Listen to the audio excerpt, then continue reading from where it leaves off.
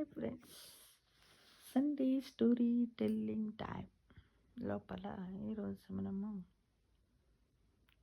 ఒక స్టోరీ కృతజ్ఞుడు అంటే ఏమిటి? కృతజ్ఞత, కృతజ్ఞుడు.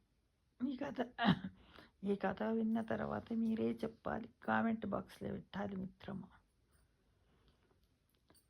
ఒక రాజ్యం ఉంటుంది.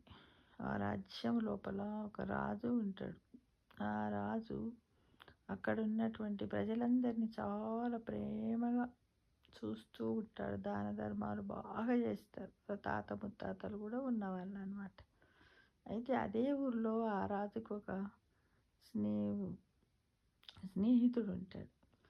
ఆ స్నేహితుడు వాళ్ళ తల్లిదండ్రులు లేదంటే ఏమి డబ్బు ఉండదు, ఏముండదు. చాలా కష్టపడి డబ్బులు ఆస్తులు అన్నీ కూడబెట్టిన తర్వాత ఇట్లా చాలా వాళ్ళు కొంచెం వయసులో ఉన్నప్పుడు మస్తు రెస్పెక్ట్ చేయడము, ఇంకా అంత ప్రేమ ఆప్యాయతలు. వాళ్ళు వీళ్ళని చూసుకునేవారు, వీళ్ళు వాళ్ళని చూసుకునేవారు. అయితే ఆ తర్వాత ఏమైపోయిందంటే కొద్ది రోజుల తర్వాత వాళ్ళ తండ్రి యాక్సిడెంట్లో చనిపోతాడు అనమాట. యాక్సిడెంట్ మామూలుగా ఏంటంటే ఆయనకు అనారోగ్యం ఉంటుంది. అనారోగ్యంతో బెడ్ రీడ్ అవుతాడు. తర్వాత ఎవరు ఇది? రాజు వాళ్ళ ఫ్రెండ్.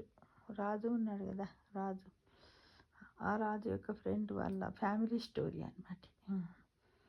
అయితే అతను ఏం చేస్తాడు, తల్లి చనిపోతాడు. చనిపోయిన తర్వాత ఇక తల్లి ఉంటుంది. ఇక తల్లి కూడా ఇంకా బాధపడుతుంటుంది, అవన్నీ చేస్తుంటుంది. కొద్ది రోజుల దాకా తల్లిని కూడా మంచిగా చూస్తాడు అనమాట. చాలా బాగా చూస్తాడు. చూసి తర్వాత ఆమెకు చేత కాకుండా అయిపోతుంది. అయిపోయిన తర్వాత ఇక భార్య మాటలు పట్టుకుంటాడు. భార్య ఎట్లా చెప్తే అట్లా చేస్తాడు అనమాట. అంటే ఆమె ఇంకేంటంటే ఆమెను ఒక రూమ్కే అంకితం చేసేస్తాడు. ఆమె ఏదన్నా ఇంతకుముందు పాపం కష్టపడి డబ్బు సంపాదించి అన్ని ఆస్తులు చేసి ఎన్నో కార్యక్రమాలు నిర్వహించిన వ్యక్తి కదా. ఆమెకు ఏది చెప్పరు, ఏమి చేయరు. ఏదన్నా వాళ్ళు చెప్పకున్నా కూడా నా వాళ్ళే కదా, నా కొడుకు నా కోడలు అని కల్పించుకొని చెప్పుదామని ప్రయత్నం చేస్తే మిత్రమా అస్సలు కోప్పడతారు. ఇలానే ఉంటుంది. ఉండి ఉండి ఉండి ఉండి కొద్ది రోజుల తర్వాత చాలా ఏళ్ళు బతుకుతుంది తల్లి పాపం. కానీ ఏం చేస్తుంది? ఏమి చేయలేదు. ఎలాంటి ఒకడే కొడుకు కాబట్టి ఏం చేయలేని పరిస్థితుల్లో వాళ్ళ దగ్గరనే పడి ఉంటుంది అన్నమాట. ఇది ఇలా అయిపోతూ ఉంటుంది. మిగతా రాజు ఏం చేస్తాడు, ప్రతి సంవత్సరం కూడా కార్తీక మాసం తెల్లవారి కార్తీక మాసం నాడు ఎంతమంది వచ్చి అంతమంది వాళ్ళ పేర్లు రాసి ఒక డబ్బాలో వేస్తే వేసిన వాళ్ళందరికీ కూడా దాన ధర్మాలు చేస్తాడు. మళ్ళీ ఆ పేపర్లో వచ్చిన వాళ్ళందరూ దాన ధర్మాలు, కాసులు, బంగారు కాసులు, అన్నీ వెండి కాసులు ఇస్తాడు. మళ్ళా అందరు వచ్చిన వాళ్ళు పేరు రాసి వాళ్ళ పేరుని ఒక డబ్బాలు వేస్తాడు కదా, దాన్ని డ్రా తీస్తాడు. తీసి తన ఇష్టం వచ్చిన వాళ్ళకు ఒక బంగారు పళ్ళెంలో కొన్ని కాసులు పెట్టి కూడా వాళ్ళకు ఇస్తూ ఉంటాడు అనమాట. ఎందుకంటే ఇంత రాజుకు కొన్ని తరగని సంపద ఉంటుంది రాజుకు అట్లా. కానీ అట్లాంటి మంచి గుణం వ్యక్తి, చాలా ఉదారుడు. ఎవరి కష్టం వచ్చినా ఏది వచ్చినా ఇలా జరుగుతూ ఉంటాయి. వీళ్ళు ఇద్దరు క్లోజ్ ఫ్రెండ్స్ అన్నమాట ఈ రాజుకు.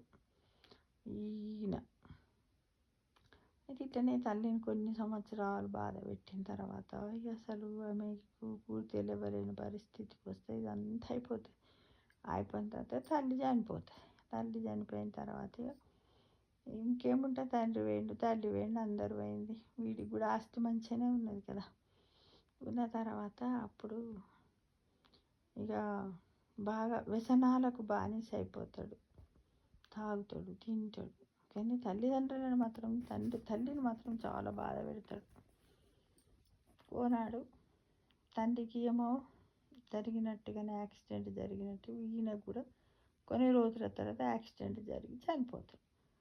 చనిపోయిన తర్వాత ఈయన చేసిందంటే తల్లిదండ్రులకు నువ్వు సేవ చేయలేదు, వాళ్ళు నీకు అంత సేవ చేసిండ్రు, వాళ్ళను నువ్వు పట్టించుకోలేదు వాళ్ళు, కాబట్టి నీకు శిక్షలు ఉన్నాయని నరకం తీసుకుపోతారు.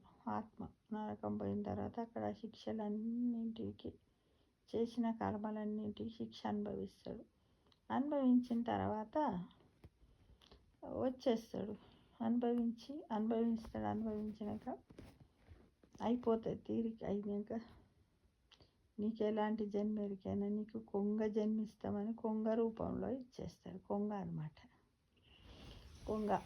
కొంగలాగా. ఎందుకంటే తల్లిదండ్రులను ఎవరైతే బాధ పెడతారో వాళ్ళకి ఏంటంటే పక్షి జాతికి సంబంధించినటువంటి జన్మను భగవంతుడు మళ్ళీ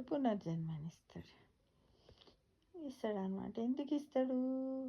ఇప్పుడు తన కుటుంబం ఎలా ఉంది, ఏమి సంగతి అన్ని కొంగ రూపంలో ఉండి చూస్తాడు. ఎందుకంటే ఆ మానసిక ఆందోళన అనేది అతనికి అర్థం కావాలి అన్నట్టుగా చేస్తాడు. కానీ వీడికి కొంగ రూపం ఎప్పుడైతే వచ్చిందో అప్పుడు చాలా మంచోడు ఈయన, కానీ మనసు అంతా బాధ అయిపోతుంది.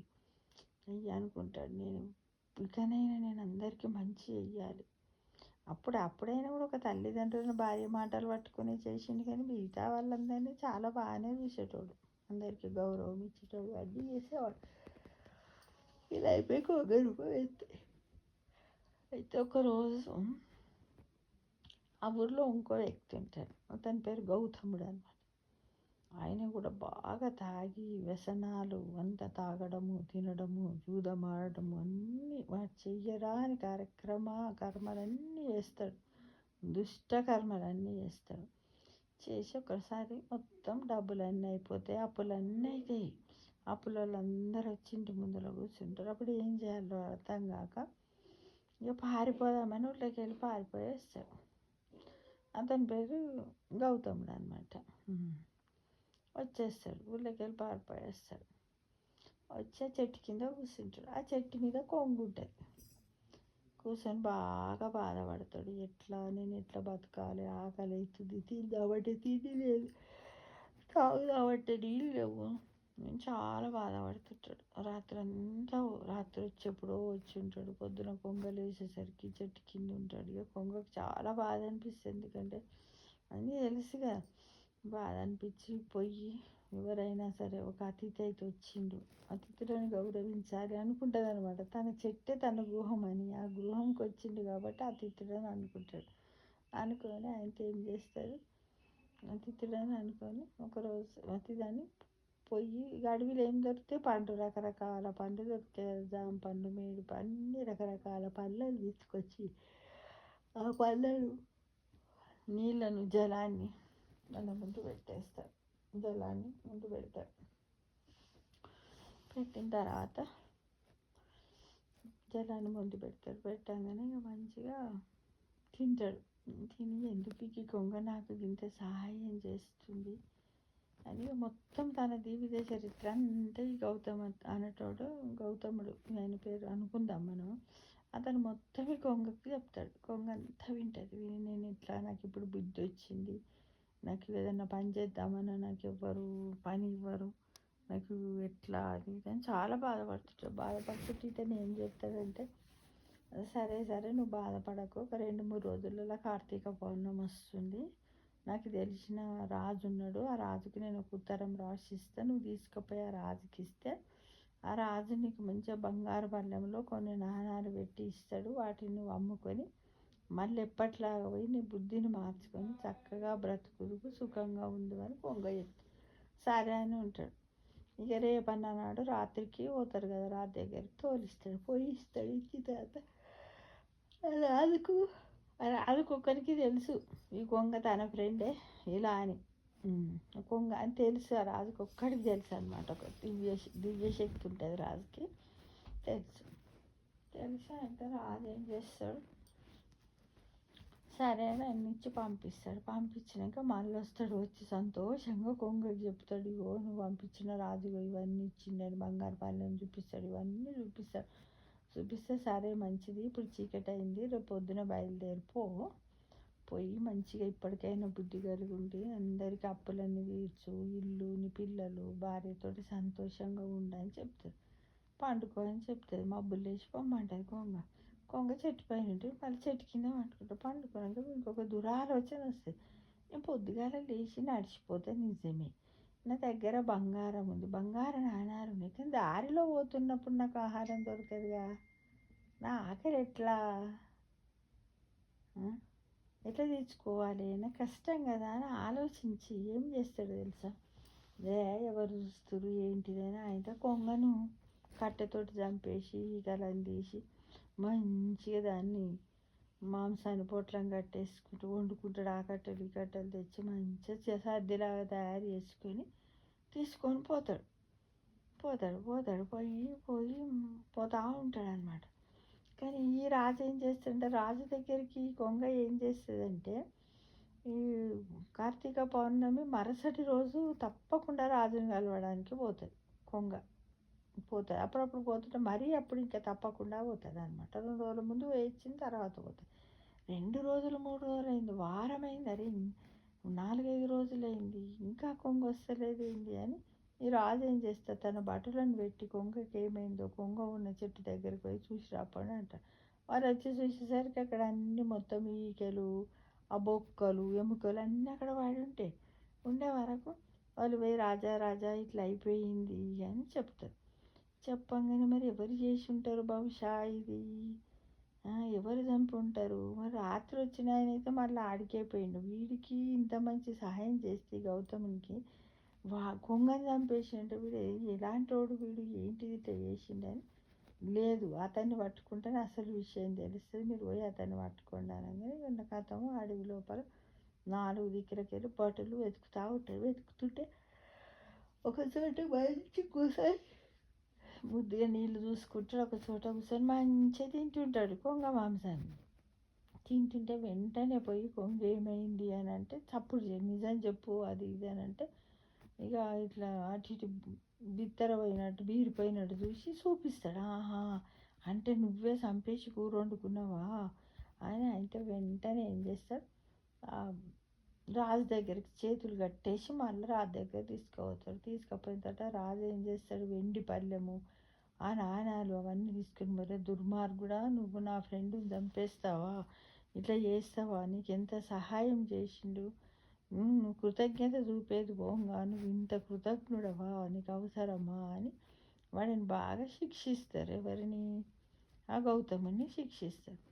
ఇక ఈయన బాగా శిక్షిస్తుంటాడు, తను బంధించేస్తాడు. చాలా బాధపడుకుంటా ఇక రాజు దగ్గరనే ఉంటాడు ఆ గౌతముడు కారాగారంలో.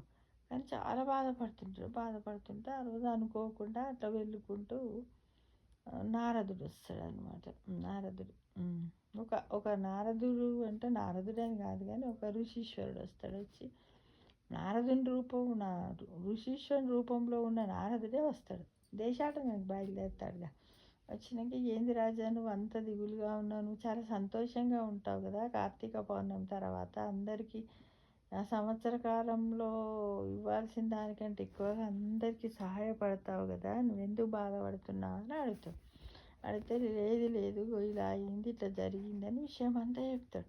నువ్వు బాధపడకు, నీ కొంగ ఫ్రెండ్ నేను బతికిస్తా నా శక్తితోటి అని ఆయనతో బతికిస్తే కొంగ రూపం రాదు, మనిషి రూపం వస్తుంది. మనిషి రూపం వస్తుంది. మనిషి రూపం వచ్చిన తర్వాత ఎవరున్నానంటే ఋషిష్యునికి దండం పెట్టి అది చేసిన తర్వాత విషయం అంతా చెప్తారు.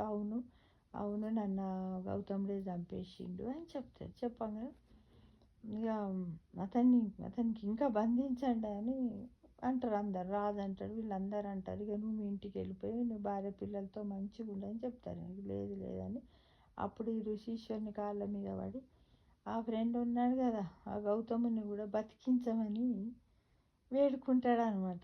ఎవరు, కొంగ రూపంలో ఉన్నటువంటి వ్యక్తి వేడుకోంగని అతని భక్తికి మెచ్చి నారదు ఋషీశ్వరుడు సరేలేని బతికిస్తాడు. అంటే చూడండి ఫ్రెండ్స్, ఈ కథలో 3-4 కాన్సెప్ట్లు ఉన్నాయి ఫ్రెండ్స్.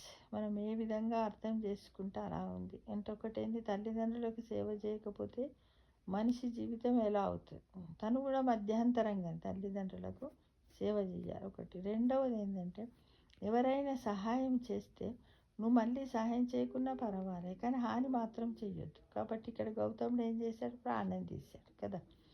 అతన్ని చూడండి, ప్రాణము తీసిన వాడిని కూడా కాపాడమని మళ్ళీ ఋషీశ్వరుని వేడుకున్నాడు. అంటే ఇంట్లో కృతజ్ఞుడు ఎవరు చెప్పండి.